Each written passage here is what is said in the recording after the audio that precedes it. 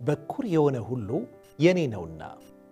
የዕለቱ የመጽሐፍ ቅዱስ ንባብ ክፍል የሚሸፍነው ኦሪት ዘኍልቍ ምዕራፍ 3 እና ምዕራፍ 4 ይሆናል። ሐና ፍሬ አልባ ከነበረው ማኅፀኗ በእግዚአብሔር ታምር ልጅ ባገኘች ጊዜ ልጅ ለማግኘት ከነበራት ትልቅ ጉጉት የተነሳ ለራሷ አላደረገችውም። ይልቁንም በእግዚአብሔር ቤት እንዲያገለግል የበኩር የሆነው ሁሉ የኔ ነው ላለው አሳልፋ ሰጠችው። በዚህም ድርጊቷ ከተቀበለችው የልጅ ስጦታ በላይ ሰጪው እግዚአብሔር በእርሷ ልብ ውስጥ ትልቅ ስፍራ እንዳለው በተጨባጭ ማስረጃ አሳየች። በእርግጥም አፍቃሪ አምላካችን እግዚአብሔር በኩር የሆነው ሁሉ የኔ ነው ሲል ያለን ነገር ሁሉ ከእርሱ የተገኘ ስጦታ እንደሆነ በማስተዋል እንድንኖር እያሳሰበን እንደሆነ ልብ ልንል ይገባል።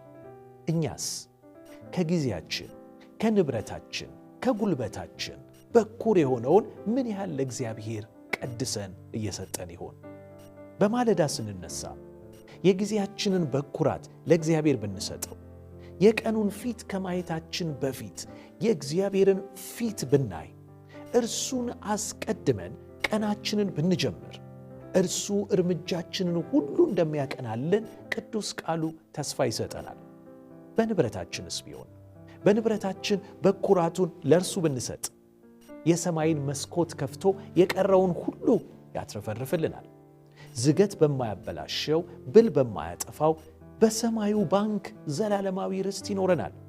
የጉልበታችን በኩራት እርሱን ለማገልገል ብናውለው እርሱ የእጃችንን ሥራ ሁሉ ይባርክልናል። ጉልበታችንን እንደ ንስር ያድሰዋል። ቅዱስ ቃሉ እንደዚህ ይለናል፣ አስቀድማችሁ አስቀድማችሁ የእግዚአብሔርን መንግሥት ጽድቁንም እሹ፣ ሌላው ሁሉ ይጨመርላቸዋል። ማቴዎስ ወንጌል 6:33።